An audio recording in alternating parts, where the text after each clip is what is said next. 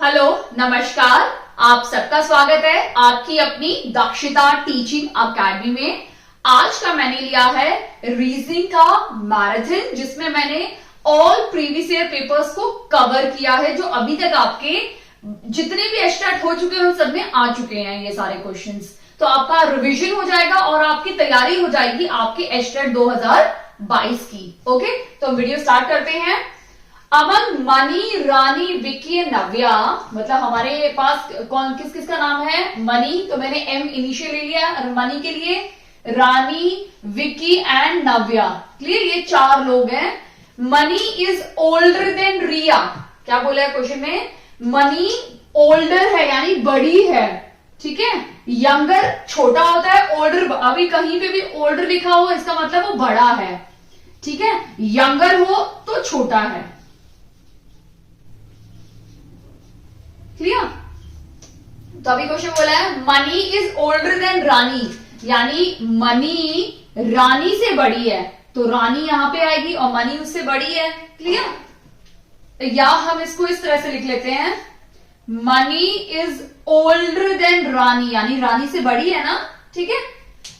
And Vicky is younger than Navya and Rani. Vicky younger मतलब छोटा है, यानी विक्की छोटा है नव्या और रानी से। नव्या और रानी से, यानी मैं नव्या भी यहां लिख देती हूं, इन दोनों से विक्की छोटा है, ठीक है। विक्की छोटा है तो ऑब्वियस सी बात है ये दोनों बड़ी है विक्की से, ये दोनों ही विक्की से बड़ी है, क्लियर? अब बोला है Mani is older than Navya, Mani Navya से भी बड़ी है, ठीक है। तो ये किस तरह से बन जाएगा? मनी सबसे बड़ी है, उसके बाद रानी और नव्या दोनों की टर्न है। अब इन दोनों में से कौन बड़ी है वो क्वेश्चन में नहीं बताया है, और ये दोनों विक्की से बड़ी हैं, क्लियर? अब पूछा है who among them is the youngest, यानी इन चारों में से सबसे छोटा कौन है? इन चारों में से ऑब्वियस सी बात है सबसे छोटा कौन है? विक्की, यानी हमारा सी इसका राइट आंसर है। बट अगर क्वेश्चन में पूछा है हु अमंग्स द एल्डेस्ट, यानी सबसे बड़ा, तो वो हमारा हो जाएगा मनी, क्लियर? आई होप आपको अच्छी समझ में आ गया है इस टाइप के क्वेश्चंस को कैसे करना है। अब हम क्वेश्चन नंबर 2 देखते हैं। ओके, अभी हम क्वेश्चन नंबर 2 देखते हैं। क्वेश्चन नंबर 2 क्या है? Find the next term of the following series, clear? तो हमें एक सीरीज दी हुई है 1, 4, 10, 22 और 46 एक सीरीज दी हुई है, हमें उसकी नेक्स्ट टर्म निकालनी है, क्लियर? अब अगर इस टाइप की सीरीज है, ये टाइप की सीरीज में सबसे पहले मैंने बोला था आपको चेक करना है इंक्रीजिंग ऑर्डर है या डिक्रीजिंग ऑर्डर है। तो अगर हम इसको देखेंगे तो ये किस ऑर्डर में है? इंक्रीजिंग ऑर्डर में है, ठीक है। और ज्यादा इनका डिफरेंसेस भी ज्यादा नहीं है, तो हमें क्या चेक करना है? एडिशन चेक करना है, क्लियर? यानी इन दोनों में जब मैंने 3 को ऐड किया, यानी 1 के अंदर जब मैंने 3 को ऐड किया तो हमें क्या मिला? 4, क्लियर?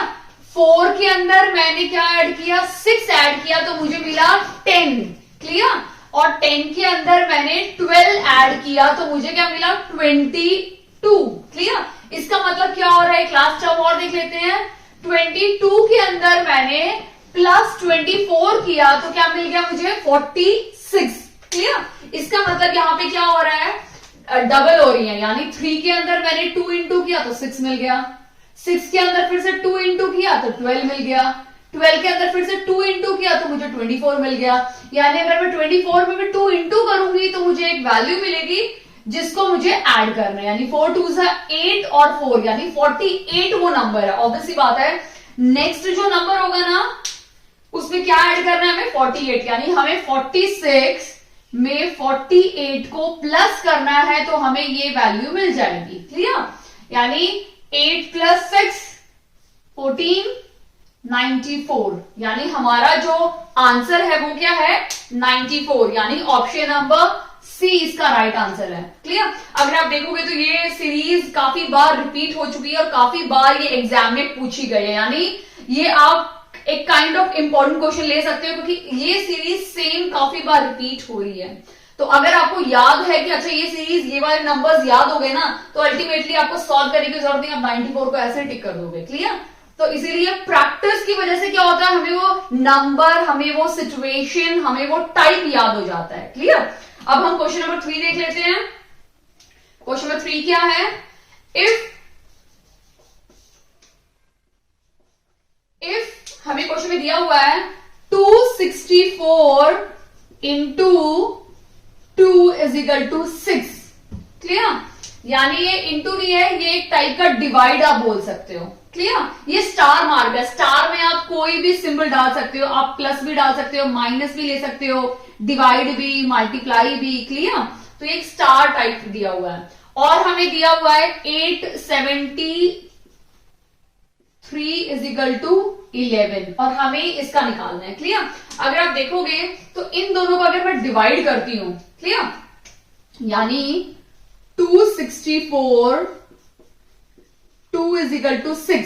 क्लियर? अभी मैं क्या करूंगी, इसको इससे डिवाइड करके देखती हूं।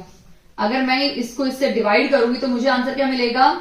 231 132 मिल गया। क्लियर? और इस 132 में कैसे हमें 6 मिलेगा? ऑब्वियसली बात है, अगर हम सिंगल डिजिट को ऐड करेंगे तो हमें क्या मिल जाएगा? 6, यानी 1 प्लस 3 प्लस 2 क्या हो जाएगा? 6। सेम आंसर मिल गया। यही सेम रूल हम इसको चेक करने के लिए देखते हैं। अगर दोनों में सेम रूल होगा तो सेम रूल हम अप्लाई करेंगे इसको निकालने के लिए। क्लियर? अब मैं इन दोनों को डिवाइड करूंगी तो मुझे आंसर क्या मिलेगा? 3 2 6, 3 9 27 और 0, यानी 290 मुझे आंसर मिल गया। अब 2 प्लस 9 प्लस 0 को जब मैं प्लस करती हूं तो मुझे 11 मिल गया, यानी ये आंसर और ये आंसर फिर से सेम है। तो इसका मतलब क्या है? वही रूल अप्लाई करना है हमें थर्ड वन को निकालने के लिए। क्लियर?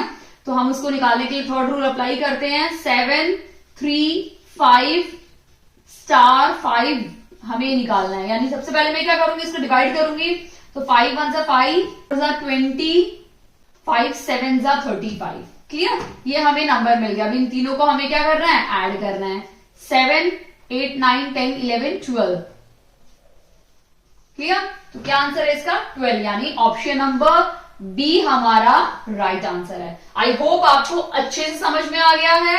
ये आपका एक बार 2018 में रिपीट हो चुका है, ये क्वेश्चन आ चुका है आपके प्रीवियस ईयर पेपर में, तो आगे भी आने के पूरे चांसेस हैं। इसकी जगह पे आपको नंबर्स चेंज कर देंगे, या कई बार क्या करते हैं नंबर्स भी सेम रखते हैं, ऑप्शंस में चेंजेस आ जाते हैं। क्लियर? आई होप आपको अच्छे समझ में आ गया है क्वेश्चन नंबर 2 एंड 3। अभी हम नेक्स्ट क्वेश्चन देखते हैं। अभी हम क्वेश्चन नंबर 4 देखेंगे। Arrange the given words in a meaningful sequence.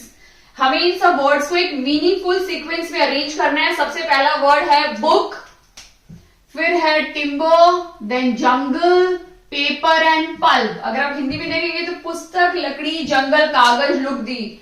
तो सबसे पहले क्या होता है? हम जंगल। ठीक है? जंगल से क्या किया जाता है? हमें टिम्बर लिया जाता है। उस टिम्बर का हम पल्प लेते हैं, उससे हम क्या करते हैं? पेपर बना के बुक बनाते हैं। क्लियर? यानी सबसे पहले ऑब्वियसली बात है, कोई भी चीज अगर हम बनाएंगे, अगर बुक भी है, ठीक है, बुक के बाद बुक किससे बनी हुई है? पेपर से बनी हुई है। सॉरी, पेपर 4 नंबर में है। ठीक है? बुक, कोई बुक खोल के उसमें बहुत सारे पेपर्स है, तो ऑब्वियसली बुक किससे बनी है? पेपर से बनी है। पेपर किससे बना हुआ है? ऑब्वियसली बात है पल्प से बना होता है, यानी 5 नंबर, यानी लुगदी से बना हुआ है। क्लियर? उसके बाद क्या आएगा?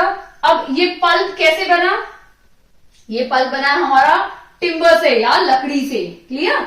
यानी 2 ऑप्शन आएगा। और लकड़ी कहां से आई? जंगल से आई है, हमें जंगल से मिली है, यानी जंगल थर्ड ऑप्शन है। यानी ये हमारा सीक्वेंस है। जंगल से हमने लकड़ी ली, लकड़ी से हमें पल्प निकाला, उससे हमने पेपर्स बनाए और फिर हमारी बाइंड होके बुक बन जाती है। तो ये हमारा प्रॉपर सीक्वेंस है, यानी 3 2 5 4 1 ऑप्शन नंबर डी हमारा राइट आंसर है। क्लियर? अब हम क्वेश्चन नंबर 5 देखते हैं। ये 4 था। क्वेश्चन नंबर 5 क्या है? Find the odd one out. Very simple. अगर आप इस टाइप के ऑड वन आउट है तो आपको हमेशा एक चीज ध्यान देनी, सबसे पहले डेज हो सकते हैं, number of days. Number of days तो बहुत सिंपल है, आपको ऐसे अपनी फीस्ट बनाना है, अपनी मुट्ठी बनानी है। मुट्ठी के ऊपर की जो चीजें होती है हमेशा 31st होते हैं। क्लियर? और जो गड्ढे वाली चीज होती है वो हमेशा 30 होती है, एक्सेप्ट हमारी ये फेब्रुवरी। क्लियर?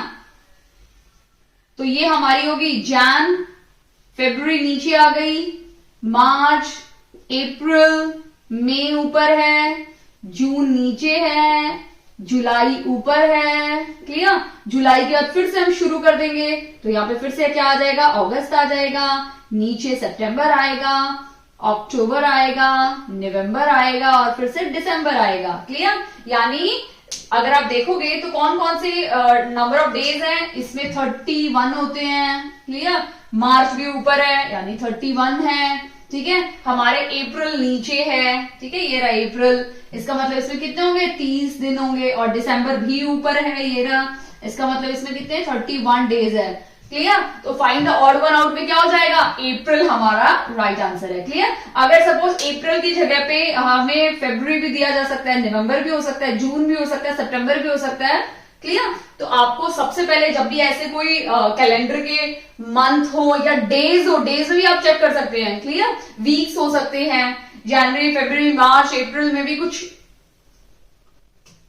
करके दिया जा सकता है, क्लियर। तो सबसे पहले आपको नंबर ऑफ डेज देखने हैं, या फिर लीप ईयर पूछा, ऑड वन आउट में काफी क्वेश्चंस बनते हैं, लीप ईयर का भी आ सकता है। अगर सपोज लीप ईयर का पूछा हो तो आपको सिर्फ एक चीज करनी है, आपको अगर लीप ईयर दिए हुए हैं तो आपको सिर्फ डिवाइड बाय 4 करना है। अगर 4 से डिवाइड हो गया तो वो लीप ईयर है, 4 से डिवाइड नहीं हुआ तो लीप ईयर नहीं है। सेंचुरी वाले नंबर्स हैं, सपोज 1600 ऐसे सेंचुरी वाले नंबर्स हैं तो आपको 400 से डिवाइड करना है, 4 से डिवाइड नहीं करना।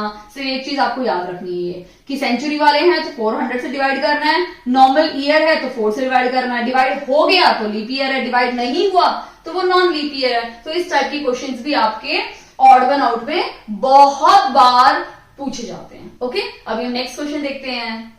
अभी हम क्वेश्चन नंबर 6 स्टार्ट करते हैं। क्वेश्चन नंबर 6 डायरेक्शन या दिशाओं पर है, तो हम सबसे पहले दिशाएं बना लेते हैं।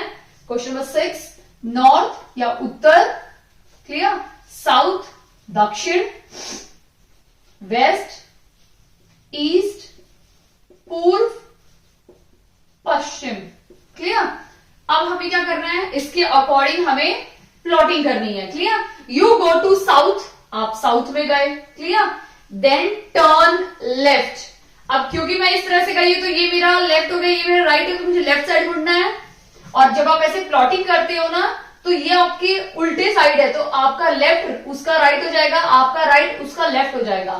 तो क्या बोला है, आप साउथ में जा रहे हो तो आपका फेस उस तरफ है, यानी मेरे ऑपोजिट हो आप, clear.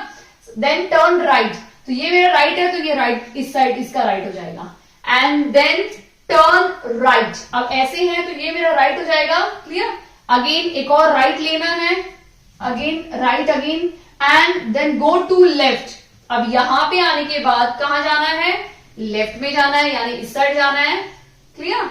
In which direction you are now, अभी आप कौन से डायरेक्शन पे हैं, तो ये मेरा नीचे है साउथ, ये मेरा डायरेक्शन हो जाएगा वेस्ट, ऊपर मेरा है नॉर्थ, इस साइड मेरा है ईस्ट, यानी अब कौन से डायरेक्शन पे है, वेस्ट, या हम पश्चिम दिशा में हैं। आई होप आपको अच्छे समझ में आ गया है, क्लियर, कि अगर आप मेरे ऑपोजिट है तो मेरा जो लेफ्ट है वो आपका राइट है, जो मेरा राइट है वो आपका लेफ्ट है, बट जिस डायरेक्शन में मैं हूं उसी डायरेक्शन में आप हो तो आपको वही फॉलो करना है। अदरवाइज आप कई बार क्या होता है, पेपर करते करते हम खुद भी रोटेट होने लग जाते हैं। It's not a big deal, आप कर सकते हो, आपको आंसर राइट चाहिए, क्लियर।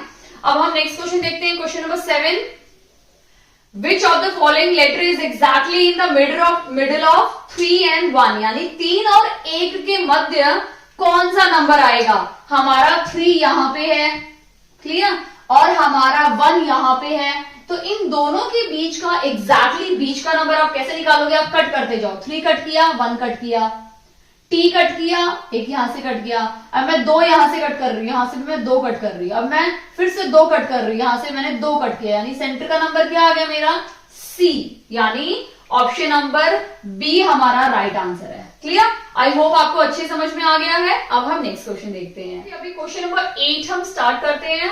क्वेश्चन नंबर 8 एक कोडिंग का है, इसलिए ऑलरेडी मैंने पहले से एबीसीडी लिख चुका। आप भी एग्जाम में क्वेश्चन पेपर जैसे मिलता है आप फटाफट ऊपर लिख सकते हैं एबीसीडी का, ताकि आपका कम से कम समय वेस्ट हो। अगर आपको लर्न है इनके रिवर्स और अपोजिट नंबर्स तो आपको कोई प्रॉब्लम नहीं आएगी, ठीक है। और अगर नहीं भी लर्न है तो कोई इश्यू नहीं, आप उसको लिख सकते हैं और आप उसको तब कर सकते हैं, क्लियर। अब सबसे पहले क्या बोला है, माइंड। अगर आप देखेंगे माइंड का दिया हुआ है हमें KGLB, क्लियर। और फिर हमें क्वेश्चन में दिया हुआ है आर्ग्यू का, आरबीयू का कोड भी हमें दिया हुआ है YPESC,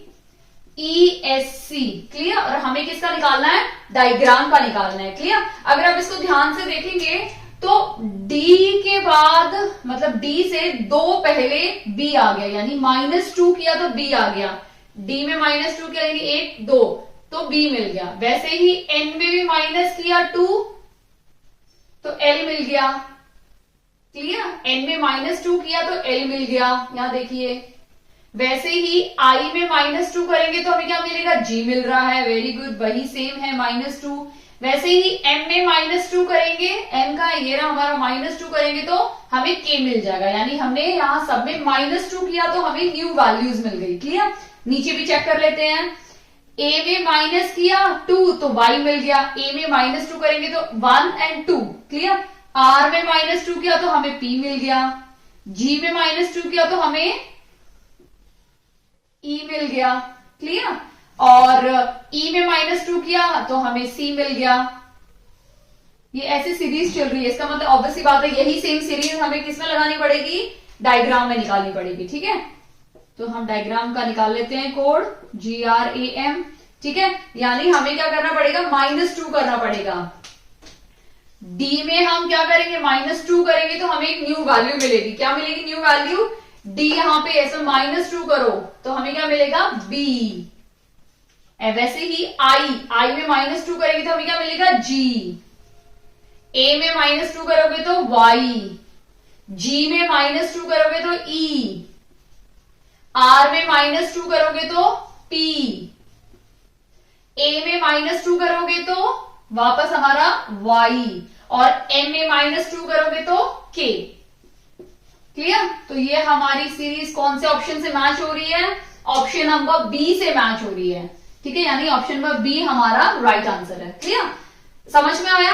आप एक चीज और यहां कर सकते थे, एक और मेथड है। कई बार क्या होता है, अगर आप देखोगे D यहां पे D दिया हुआ है, I यहां पे I भी है, A यहां पे A भी है, G यहां पे G भी है, R यहां पे R भी है, A फिर से ऑलरेडी है, और M यानी सारे वर्ड यहां हैं। तो हम इन वर्ड से देखते हैं हमारा सेम बन रहा है नहीं बन रहा है, क्लियर। D क्या है हमारा B, जो ये होगा उसी की वैल्यू लेनी है B। I सेकेंड नंबर पे है, G फिर क्या है, A फर्स्ट नंबर पे है, ठीक है, G थर्ड नंबर पे है, R सेकेंड नंबर पे है, फिर से Y और M K।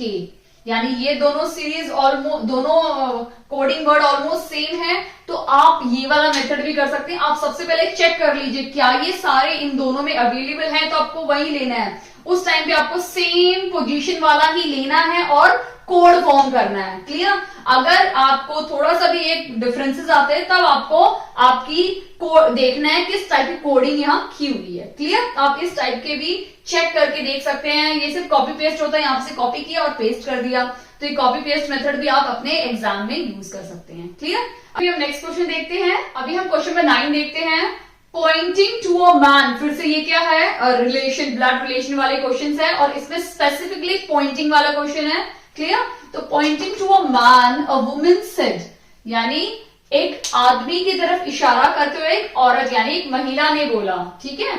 तो कौन बोल रही है, वुमन बोल रही है, तो वुमन बना दो, क्लियर, क्योंकि वो बोल रही है।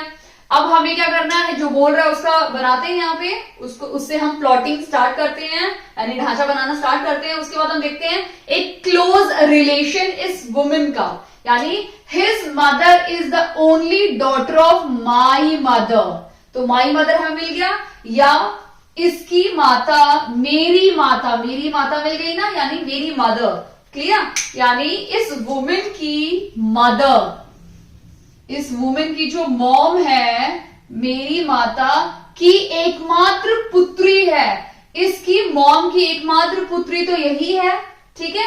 अब क्वेश्चन को स्टार्टिंग से देखते हैं। इसकी माता यानी उस मैन की तरफ इशारा करते हुए बोला कि इसकी माता, इस मैन की माता यानी इसकी मॉम, ठीक है, इसकी माता यानी इसकी माता मेरी माता की एकमात्र पुत्री है। यानी ये जो मॉम है और ये जो वुमेन है, ये बंदी एक ही है, क्लियर। तो ये प्रॉपर किस तरह से बन जाएगा, ये मॉम है किसकी, इस वुमेन की, क्लियर। और ये जो मेन है ये इसका बेटा है, क्लियर। यानी इस वुमेन और इस मेन में क्या रिलेशन है, मदर एंड सन का रिलेशन है। बट यहां पूछा किसका रिलेशन है, महिला उस पुरुष की, यानी महिला का रिलेशन पूछा है। तो ऑब्वियस सी बात है इस मेन की ये कौन है, मॉम यानी मदर है, ठीक है। यानी हमारा राइट आंसर क्या है, मदर या मॉम, हमारा माता हमारा सही उत्तर है। आई होप आपको अच्छे समझ में आ गया है इस टाइप के क्वेश्चंस। अगर आपको कोई भी डाउट हो तो प्लीज मुझे कमेंट सेक्शन में कमेंट करके बताइए। मैं ट्राई करूंगी कि जल्दी से जल्दी आपको आपके जो भी डाउट है उनको उनके रिप्लाई देने की कोशिश करूंगी। अगर आपको वीडियो अच्छे लगा हो तो प्लीज वीडियो को लाइक कीजिए, चैनल पे नए हैं तो प्लीज चैनल को सब्सक्राइब कीजिए दाक्षिता टीचिंग अकेडमी। अब मैं ट्राई करूंगी कि इस टाइप के मैथ्स के और रीजनिंग के दोनों मैराथन्स लेके आऊं, ताकि एग्जाम आने से पहले, यानी अभी 3rd एंड 4th को आपके एग्जाम्स हैं, ठीक है, और हार्डली दिन हमारे पास बाकी हैं, तो उसकी तैयारी हमें बहुत अच्छे से करनी है। तो अभी ऐसा टाइम है कि न्यू फ्रेश भी करने से बेटर है हम अपना जो प्रीवियस हमने लर्न किया उसकी प्रैक्टिस करें। यानी अभी जो टाइम है वो हमें प्रीवियस ईयर पेपर्स की प्रैक्टिस करनी है और बहुत सारे एक्सरसाइजेस करनी है, क्लियर। वीडियो देखने के लिए बहुत बहुत धन्यवाद, थैंक यू।